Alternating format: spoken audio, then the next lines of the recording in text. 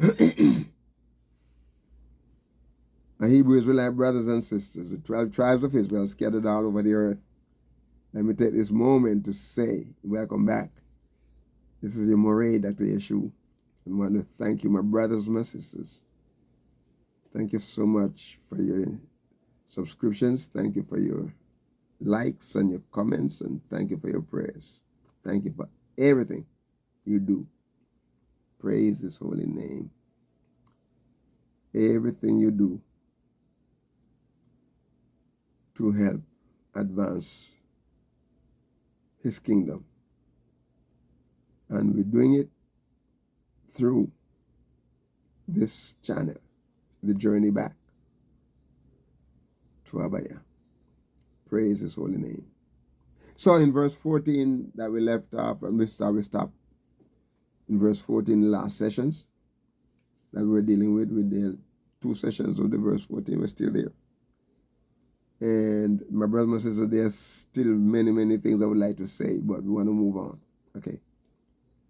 Verse 15, Psalm 37, verse 15. And we're dealing with the good and the bad. All right.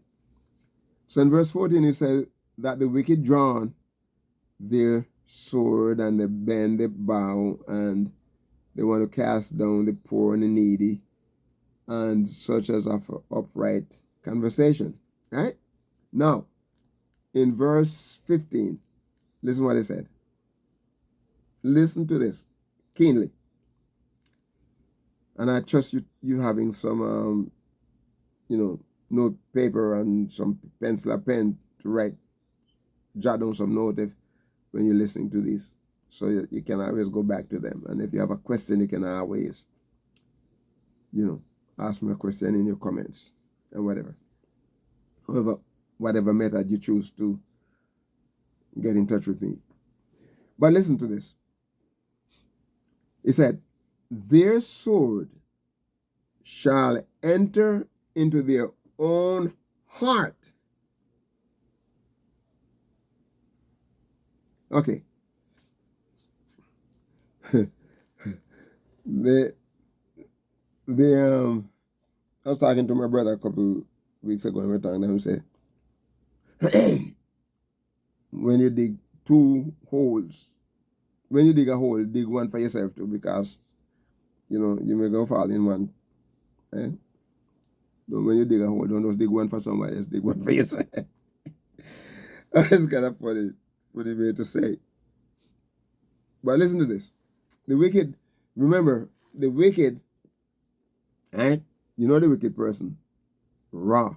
That person is wicked. He does that. The wicked person, my brother, my sister, is a person that does wrong. The person who causes confusion.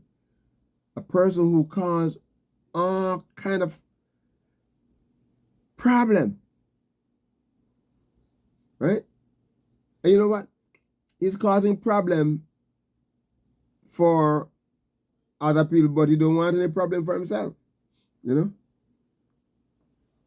is kind of funny that like when I was living in California, we used to have to go down what they call it, the ministry that was bring me down to South Central LA, right?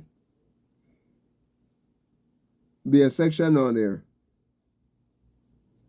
where you have to wear a certain color, right? I'm naive. I don't know where I'm going, right? I just go.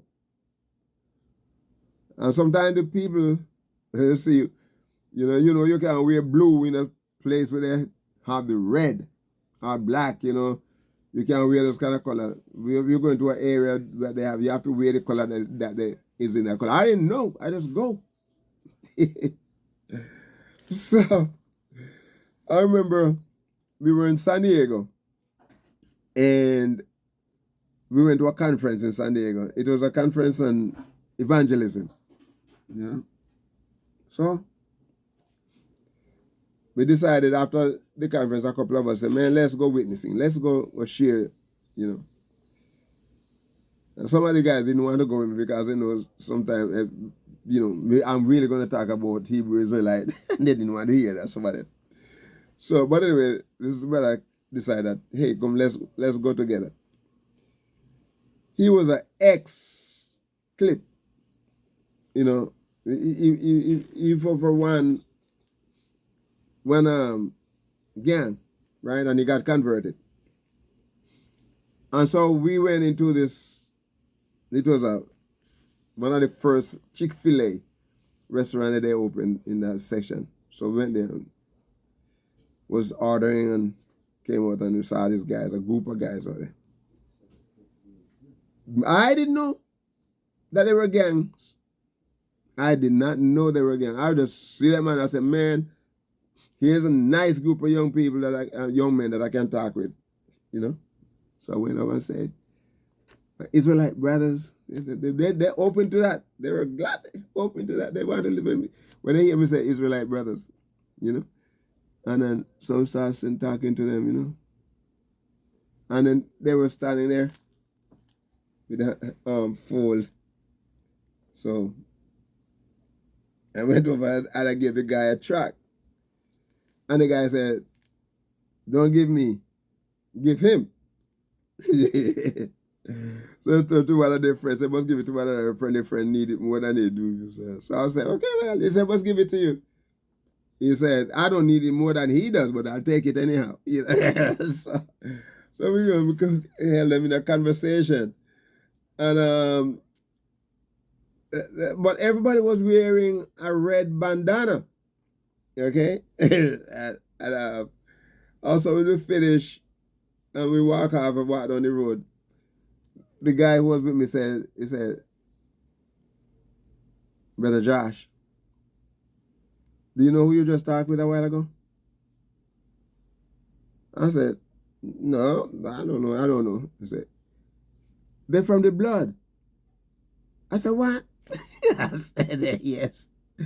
I said, he's a clip, you know. So I said, they're from the blood. And he said, I'm converted, so, you know, one or two of them know him. And even though they don't live in San Diego, what they know about him, they know him that is converted. So, hey, you know. And so I shared with them. They know I was naive. I didn't know who they were. And, you know, I just was friendly with them and talking with them and so on. You know. But my brothers and my sisters, they know. The wicked people know. And so you hear what Yahweh is saying here. Okay. So they have this sword. And they have, not only they have the sword, but they also have the bow. Remember, my brothers and my sisters, this sword and bow today, I'm telling about different methods and the way, you know, the wicked come at you. Different methods. And so here, my brothers and my sisters, Yahweh is saying to them, their sword shall enter into their own heart. The sword that they're using and the bow to cast down the poor and needy and the just, those who walk uprightly, is the same sword, my brothers and my sisters. The same method, the same thing that they use. It said, going to enter into their own heart. Going to enter into their own heart. Okay. Sometimes you see things happening even among the Gentile people, right? So, some of the Gentile people, they display more wicked aspects of, you know, towards the other Gentile person. Sometimes some of the other Gentile person have a little decency and they act, you know, hey, certain way, they're not going to go below. I remember,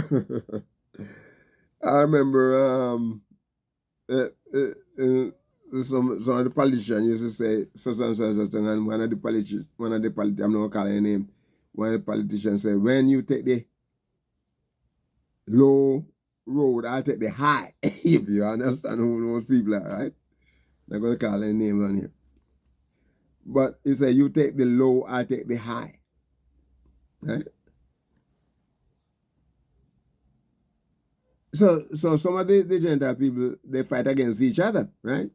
So some will say evil thing against the other. And, somebody said to me, said, Brother Josh, don't pay attention. Murray said, don't pay attention to them because what they do, politics, right? They'll talk evil against each other, but when you turn your back, they're sitting drinking together. Oh, this is how they work. And this is how they get you, right? So, whatever, if you notice that it happened among them too, right? You can use them as an example. Whatever plan that they had, right, to go against the other person, because they know it's not true, right? It's always find a way. It may take a long time, but it always find a way for it to switch, right? It comes back, right? It comes back. And this is what happened, how the wicked work. This is how the wicked work. So, so one wicked is doing something to the other wicked. Because the next person who say, well, I am not as wicked as that person, okay? I'm not as wicked as that group. The same group is going against the one that's not quite as wicked as that group. And the one who's not as wicked as that group is going back in another way, but they find a diplomatic way of turning it around. And we see that happening every day in politics, And then we look at that, we say, you see, this is what they're doing to the righteous, to the upright in heart. And many times, the upright in heart don't want to get involved, but they have different things and different ways of saying, and then say, no matter how some of the upright are claimed to be upright, it doesn't matter how humiliated they get, they're still running to the wicked and acting like, well, I cannot survive without you. I cannot get along without you. I need you. My brothers, my sisters, the only person that we need is our Heavenly Father who's over us. And when we put our knees and our trust in Him, He opens the door for you. Doors that I cannot explain. Doors that no one can close when He opens it. Doors when He closes it, no one can open it. He knows exactly what we need. Yes, my brothers and my sisters. So listen to what He said here. Their sword shall enter into their own heart. And listen to this. And He said, their bows shall be broken. Shabar. The word broken there is shabar. And in other words, to break or to break in pieces. The plans that Yahweh has for you is not to hurt you, not, but to give you a life, a promise, a blessing. That's the plan that He has. Their plan, my brother and my sister, is to destroy you. But you know what? The method and plan that they use, like the sword and the bows, all of that are going to be broken. According to what His word said here. It's going to be broken, and it's going to be broken in pieces. Okay? It's going to be, they're going to break down. They're going to break off. They're going to break in pieces. And you know what, my brothers and sisters? Going to break up. And not only that, the ones who are doing it, the ones who are involved in doing it, not only that the sword and the bow is going to be broken, but they also going to have a broken heart. Oh my goodness. They're going to, it's like to bring to birth, it's like to, at the beginning, everything going to come back and haunt them. To bring, they're going to be crushed. They're going to be destroyed.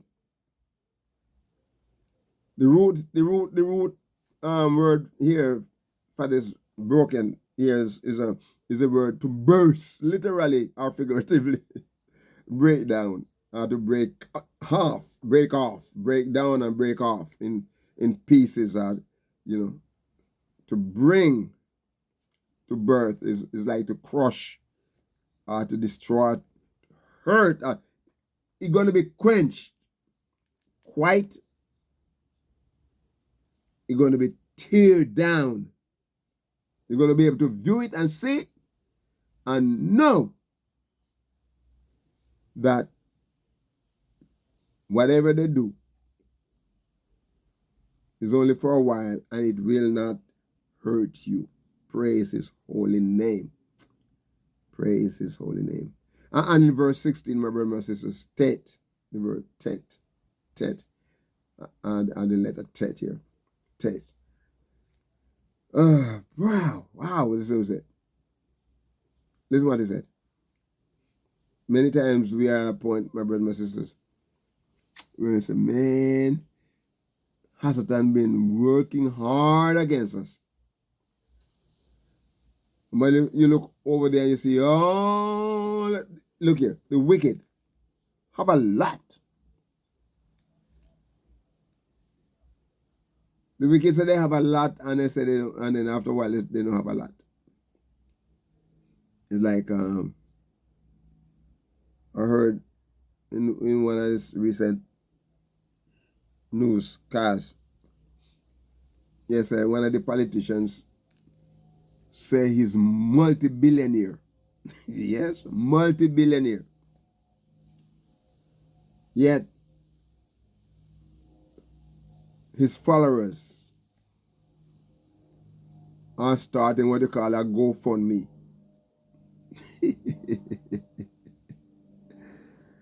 Oh my goodness. So he has it. So if he's a multi-billionaire, a multi-billionaire, that's what they say. This politician is a multi-billionaire. Then if he's a multi-billionaire, he shouldn't need any GoFundMe. And we want to say he's greedy then, because he have and he want more.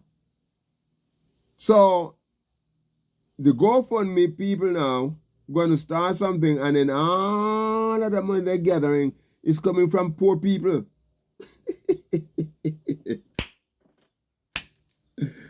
Oh, my brothers and sisters, you see this strategy?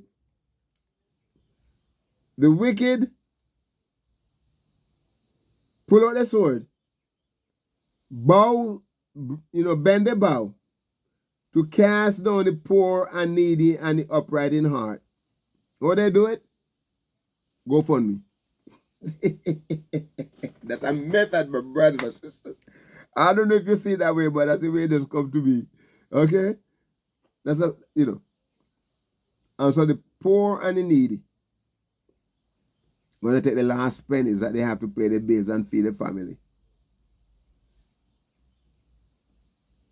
And GoFundMe. Add some more money to the multi-billionaire. But